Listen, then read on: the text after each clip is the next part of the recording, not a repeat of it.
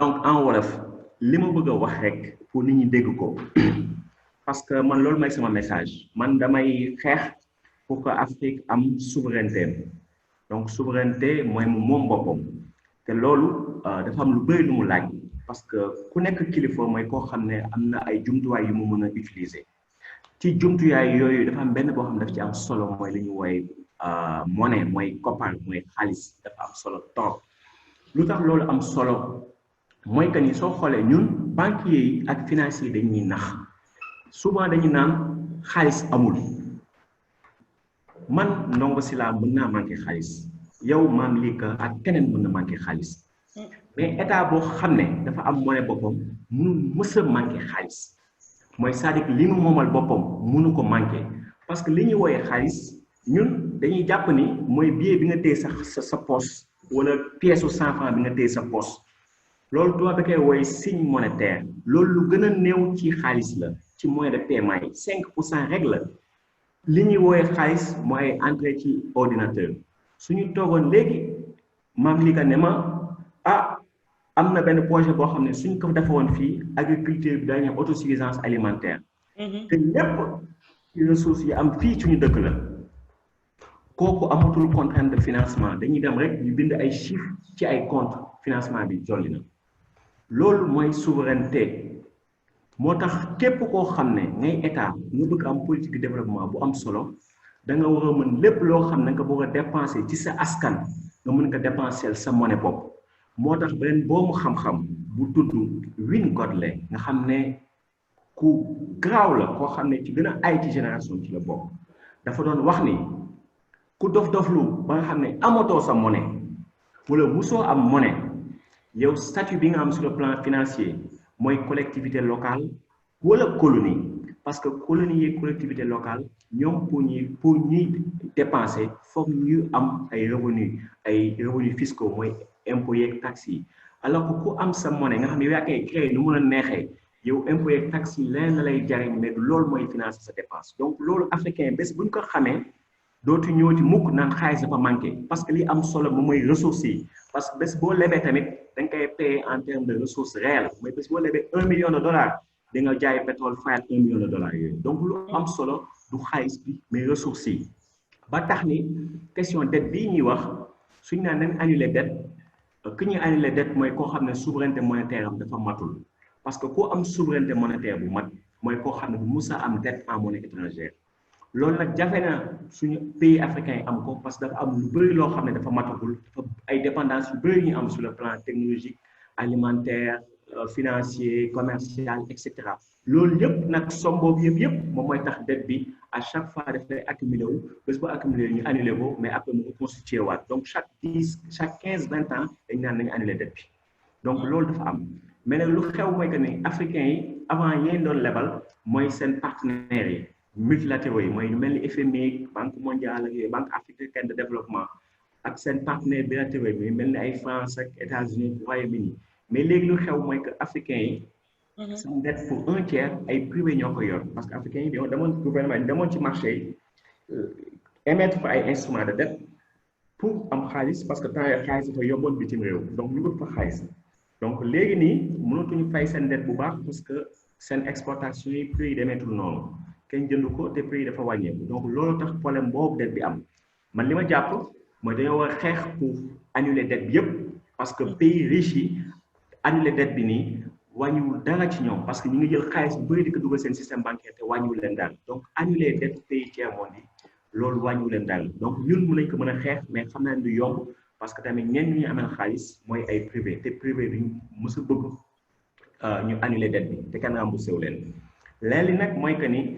annuler dette rek doyul foog ñu wax ni tamit FMI ni muy fonctionner foog ñu soppi ko parce que FMI ni muy fonctionner mooy que ni képp koo xam ne mënatoo fay bopp dafay ñëw sonal la mettre la ci lu ñu woowee ajustement structurel ba pare daaneel sa dëkk mën na ko daaneel 10 ans 15 ans 20 ans donc africain dañoo war a xeex pour que loolu bañ a am na benn plan bu ñu proposé boo xam ne pays bu nekk balaa muy egg ci insolvabilité ba mu yaa xam mënatul fay bopp dañ ko jàppale mu continuer croissance am continuer développement am ñu suspendre bor yi après bés bu ko mënee mu continuer fay bopp su fekkee am na donc ñun loolu la ñu proposé léegi tamit li ñuy proposé mooy dafa am benn observatoire citoyen de la dette parce que dette dafa nekk loo xam ne dafa am solo trop parce que ku am benn dollar endettement monnaie jàmbur mooy que ni yow amoo indépendance politique donc dette bi fu ñu koy dugal foog ñu xam ko donc foog ñu mel benn observatoire boo xam ne lépp lu ñuy endetté wu observatoire da koy xool mu jox avis su fekkee ay financement yoo xam ne ñun nañ ko am fii ñu préféré financement yooyu su fekkee projet yooyu mënuñu dégager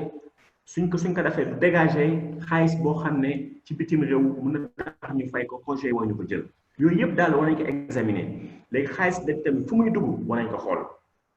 loolu la observatoire citoyen bi di jariñ leneen nag li may wax mooy par rapport ak alternative yi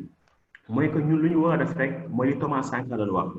produit local consommer local transformer local transporter local loolu mooy autosuffisance benn boobu xam-xam franco-égyptien pour Samir Amin di ko tuddee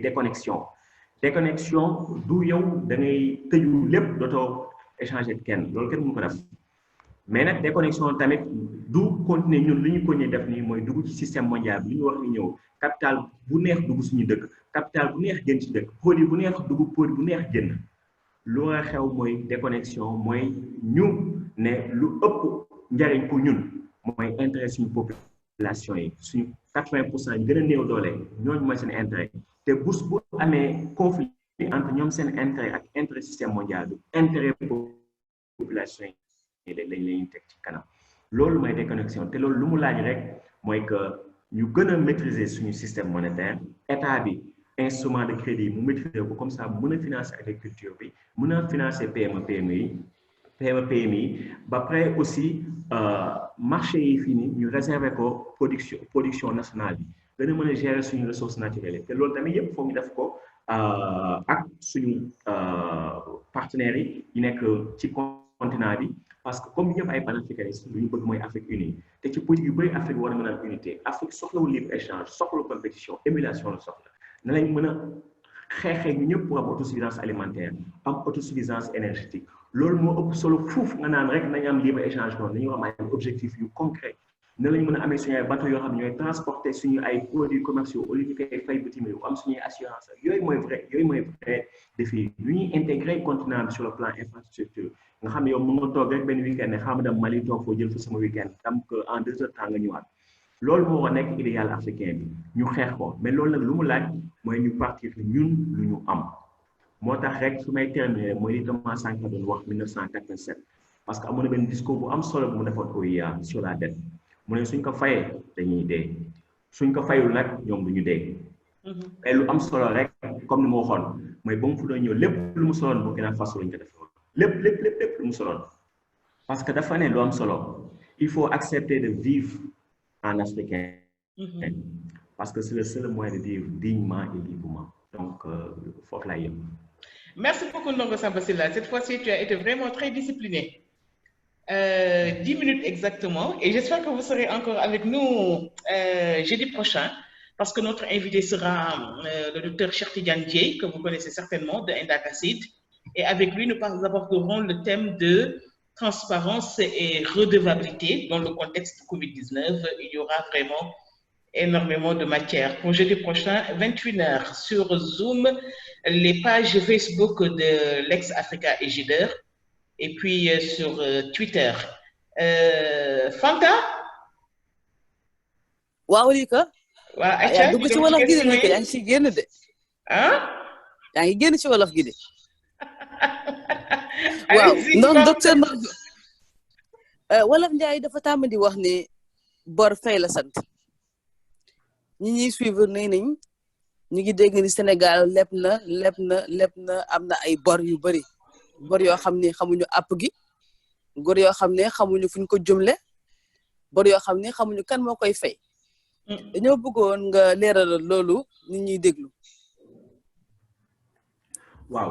xam nga bor dafa nekk loo xam ne dafa bokk ci ñun société bu ne bor moo ko lal man dama am bor ci yow nga am bor ci keneen donc moo tax soo xoolee au départ li ñuy woowee monnaie du lenn dul bor monnaie bor la mais boo téyee benn billet xaalis billet boobu bor la état bi moo la ko amel donc moo tax état bi dafa am instrument boobu pour liggéeyal ñu ñun état dafa am dette boobu dette infinie vis-à-vis de nous parce que état la ko war tax a jóg muy liggéeyal ñu moo tax loolu da ko soxla moo tax état bu amul monnaie boppam amul indépendance te maîtriser wu destin économique am mais nag bor dafa am ay façon comme bor bi mu ñu ko fi jëlee ñun bor suñu diggante amul problème bor bu gaaw mooy bor ak jaabu bés boo amee bor dollar wala nga am bor euro am nga problème parce que comme yow dollar bi moomoo ko euro bi moomoo ko bés boo koy fay mais foog nga uti ko donc na nga ko mën a utee mooy nga jaay kii moom dollar am nga jaay ko wala mu lebalaat la ko wala mu may la ko wala su fekkee yow yaa ko moom sa xaalisu bopp mais yow mën nga ñëw nga am bor vis-à-vis sa population état moo am bor population benn problème amu ci parce que état bi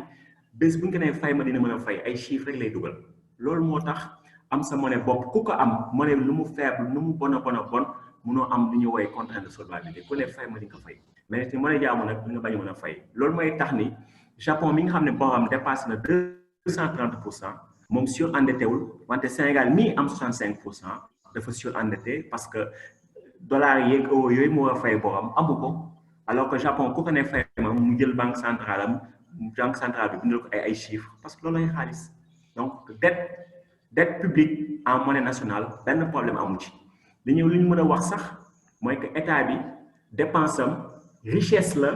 pour secteur privé mooy ménager ak entreprise yi soo xoolee sax terme technique bi ñuy utiliser rek mooy déficit état mooy permettre accumulation nette d'actifs financiers loolu nag économistes yu bëri dañ ko comprendre parce que comme ni ma la wax rek monnaie su la réeree rek lu bëri da lay réer banque centrale bi ñuy fonctionner ak trésorerie ku mu réer lu bëri da lay réer xam nga li ngay gis suñu état yi ñu dem si marché bi naan dañuy xawma financier woog yooyu mais émettre ay bons comme ni ñu koy def ak ay obligations si marché loolu instrument de politique monétaire la du sax moyen pour financer état yi nga xam ne amuñu souveraineté ñoom ñooy fonctionner noonu. Fanta. docteur ku la déglu gis sa yéene xam sa pas-pas ñi déglu depuis sànq ñu ngi koy seede waaye am na loo xam ni jot nga ko wax si sa gis-gis si Sénégal si continent bi Afrique yow naka nga fogee ni loolu nar na mën a ne parce que li leer ba leer mooy am na yoo ay instruments yoo xam ne am na ay maanaam muy CEDEAO wala muy Union africaine yu fi nekk ba pare dafa mel ni yooyu yow des na laa doy. et fait instrument mooy jumtuwaay waay. loolu dëgg la xam nga man ay temps wax naa ne man dama d'accord ak monnaie unique CEDEAO te pourtant panafricanisme am na ñoo xam ne comprendre ñu ko mais Covid 19 bi dañuy jox dëgg xamul lu tax parce que da ngay xool africain yenn saa yi dañ naan am nañu ay techniciens yu compétent dëgg la mais technicien bi su compétent te mook tubaab bi ñoo bokk ni muy xalaat mais tubaab la rek léegi ñun nag suñu techniciens yu bëri comme tubaab bi lañ ñuy xalaatee xam nga Union européenne bañ ko doon créé comme ni mu la waxoon Allemagne moom dafa ne moom bëgguloon zone euro bëggu ci woon dugg parce que Allemagne ñoom bëgguñu woon bàyyi seen monnaie dafa fortoon ci ñoom léegi ne ñun Allemagne suñ ciy dugg foog ñu am ay garantie que pays bu ci am problème du mën a jàppale te pays buy fonctionner noonu mooy ça veut dire que zone monétaire boobu du am parce que li ñu woowee fédéralisme budgétaire di ci am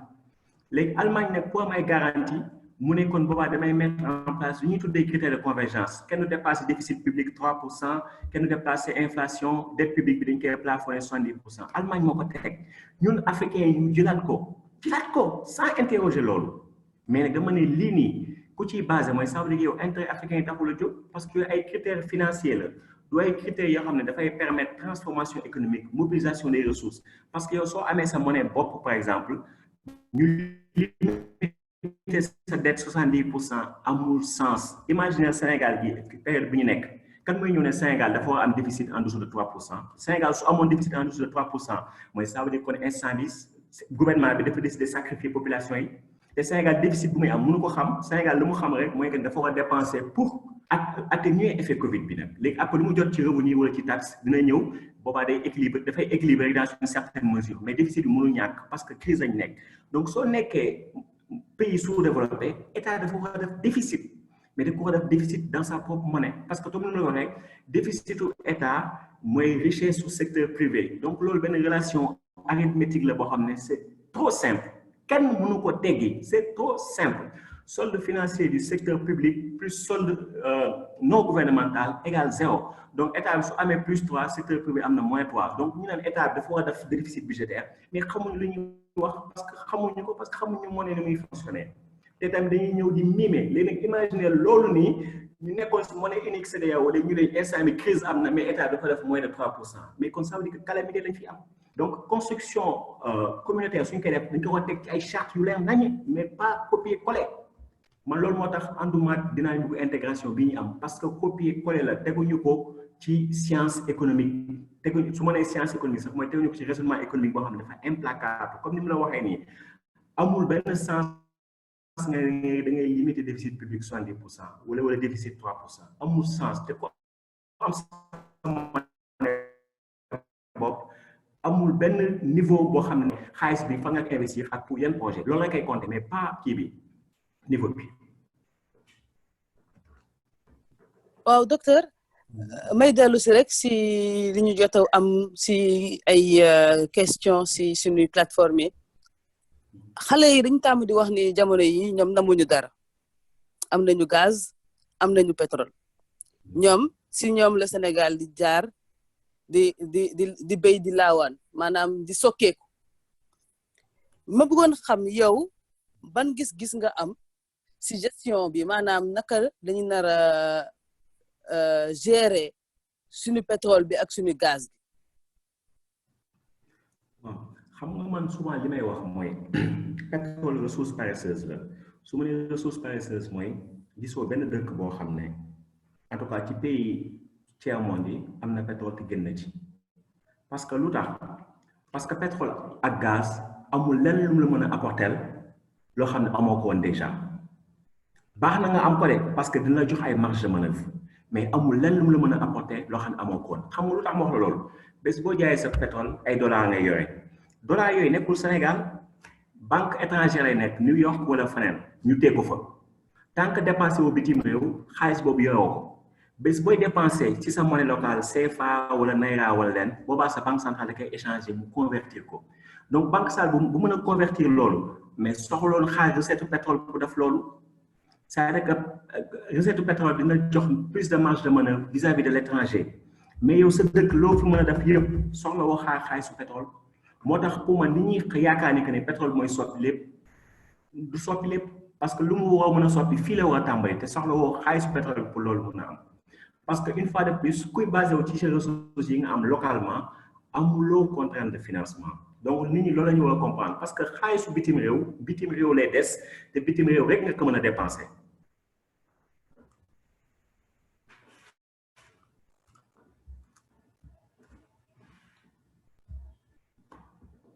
waaw docteur beneen question bi ñu amoon yaa ngi doon wax sànq si wolof gi nag mu ngi bëgg a réer léegi le temps que ngay ñëw ci kii bi question boobu en wolof. waaw bu fekkee matagul man bëgg naa ko laaj benn affaire ñoom chaque fois dañu naan monnaie ñu am suñu monnaie locale moom moo gën. mais gis nañ ni am na ay dëkk yu ñu wër yoo xamante ni dañu am seen ay monnaie bopp mais monnaie yooyu yow ku ko tegal Fanta Diallo mi du ko jël ay ñoom dalasi ay ñoom franc guinéen et cetera duñ ko jël ça veut dire que même dëkk yi nga xamante ni ñoom ñoo def seen ay monnaie bopp sax wóoluwuñu seen ay monnaie est-ce que yaakaaroon ni yow docteur Ndongo Samba Sylla que problème bi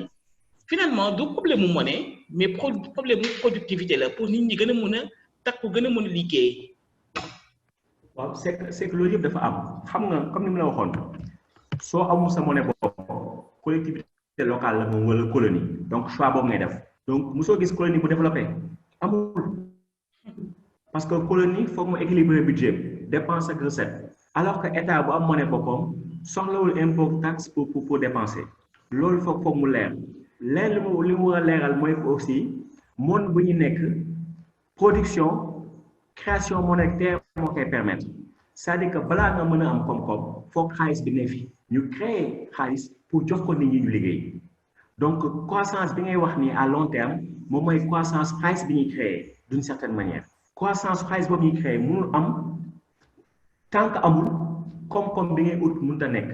donc loolu dafa supposer état boo xam ne dafa am maîtrise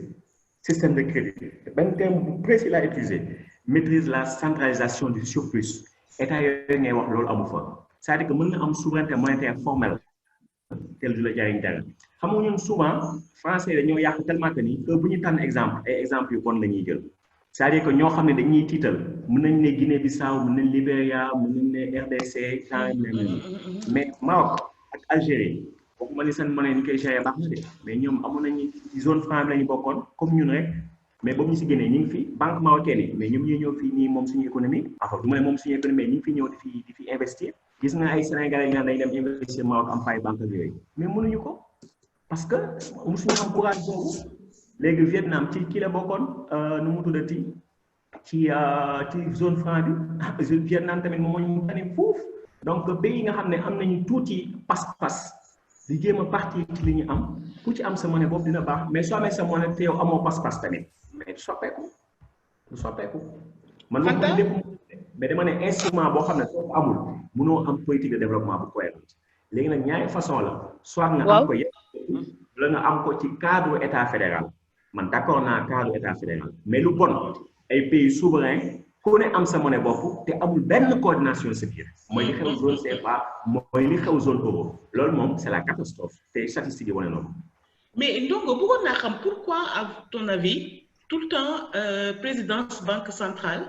bi Côte d'Ivoire di ko partager kenn. mais parce que Côte d'Ivoire moo fi ëpp doole. moom rek moo fi am balance commerciale excédentaire moom rek moo ci am moo tax nag yeneen dëkk yi paradoxalement tam loolu duñ ko ci wax si ñun Dakar waaye nous vivons bien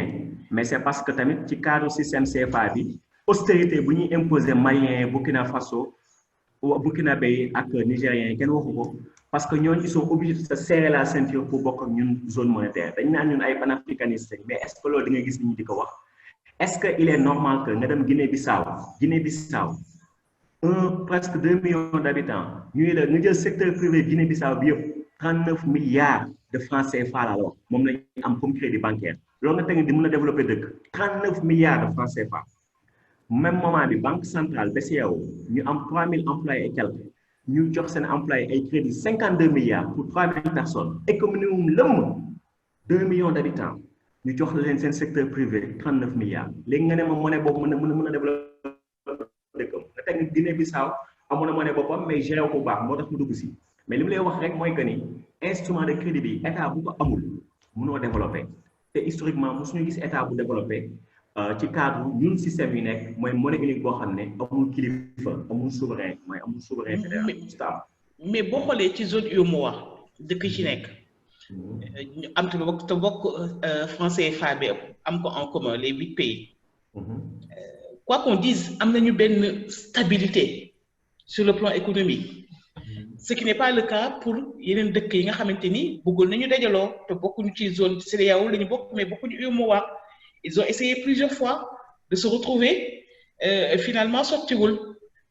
mais bi ñu bëggee indi monnaie commune bi aussi ça a créé des problèmes finalement ce que certains avaient dit c'est que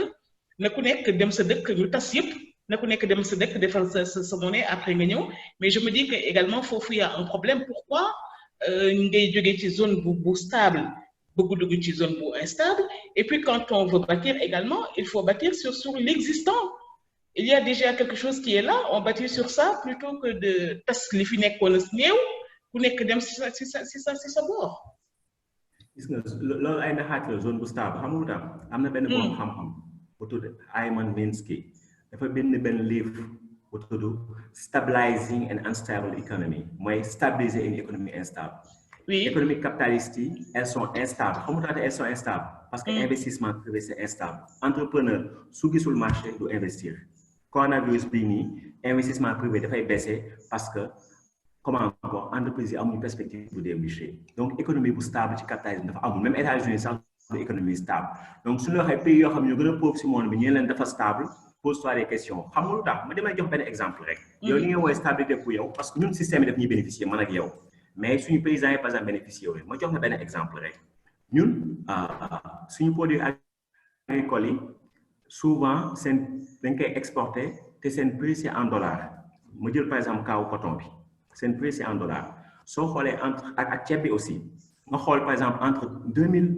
ak 2008 euro bi dafa monter top jël valeur par rapport au dollar de presque 94%. C'est-à-dire que soo xoolee woon mën nga ne sax valeur euro bi en dollars dafa xaw a multiplier en presque 6 ans léegi loolu la moo nekkoon conséquence am mooy que ñun suñu CFA valeur am dafa doubler en dollars donc la moo xewoon yow su fekkoon par exemple da nga doon jot par exemple damay joxe benn chiffre noonu ce kilo coton nga jot si par exemple kii nii $100 $100 yooyu bés boo ko wécci woon CFA en 2000 peut-être 656 ngay am mais depuis que euro bi apprécié wu trop bés boo jëlaatee sa $100 yooyu 300 rek ngay am loolu day appauvrir population yi te bu boobaa c'est production de compétitif ba pare même ceeb bi sax da ko affecté woon parce que comme dollar bi dafa baissé woon euro bi am doole donc da ngay gis ni ceeb bi jógee Thaïlande dafa yomb toog ñu indi ko fii suñu producteurs sax duñu mën a ci jaay donc loolu yëpp dafay wane que ni yow sa monnaie soo ko géré wul mais mënoo sax am politique industrialisation. waaye ñun suñu structure économique ni mu bindoo nii en 2 minutes balaa ñuy coupé parce que day xëy ji bu affaire bi jotee rek day coupé moom Mohamed léegi suñu structure économique ni mu bindoo nii ci Sénégal est-ce que loolu mën nañu permettre fi mu nekk nii ñu am suñu monnaie. Sénégal dafay am suñu monnaie nationale au lieu de éco. waaw xam nga len ngeen war a comprendre. parce que monnaie kenn woo ko fétichiser man wax man dafa am yenn importance yi parce que instrument boo xam ne am na importance mais dafa war a libérer ñeneen ñi loolu rek mooy rôlam li ma la bëgg wax mooy lii garantir monnaie mooy lii garantir viabilité économique bu dëkk su fekkee Sénégal nee na mënu am monnaie ça veut dire que Sénégal dafa nekk dëkk boo xam ne économiquement viable parce que lii assurer viabilité monnaie bi mooy lii assurer viabilité économique bu dëkk parce que lu am solo mooy les ressources réelles ak na nga koy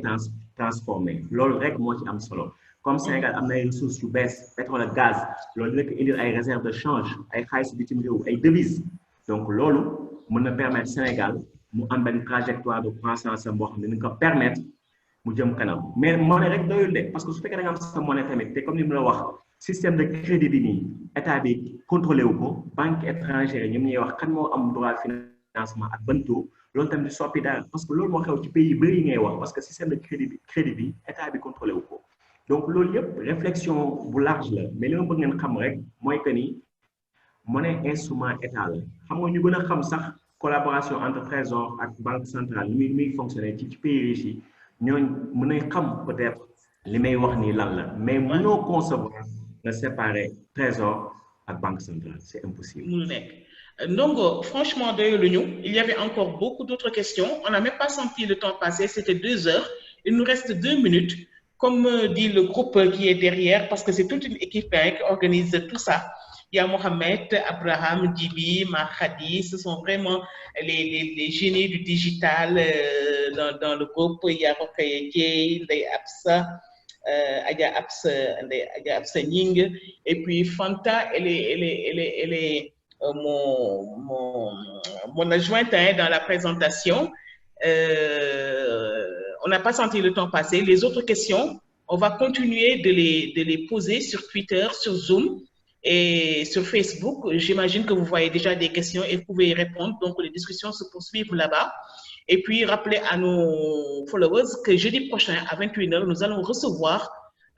Chartidiane Dié de Indacacid pour parler avec lui du thème de transparence et redevabilité dans la gestion du Covid-19 au Sénégal. Ndongo Samba Sylla,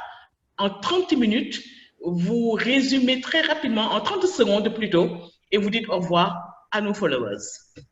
En tout cas, on a eu cet échange très stimulant, très excitant par rapport à la question de la souveraineté monétaire, de la dette et aussi des alternatives. Donc, le message, en tout cas final, c'est que l'argent ne peut jamais manquer, l'argent en monnaie nationale.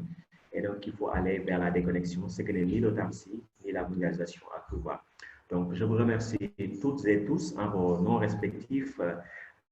à commencer par Mamlika, qui m'a un peu bousculé, mais c'est très bien. L'infatigable Rokhaya, Mohamed à la technique, Abraham, Eliman Abikan, le président de l'ex-Africa, Jider également, Ndeye Absa. Donc, vraiment, merci pour ces échanges très stimulants. Et bonne continuation, bon vent par rapport à cette excellente initiative. Merci champion, merci à tous nos followers, merci tout le monde, passez une excellente soirée et à jeudi.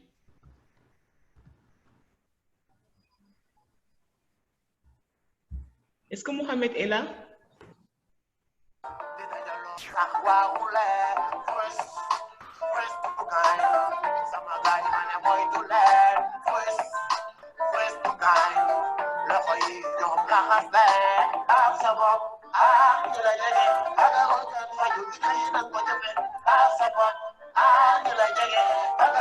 Le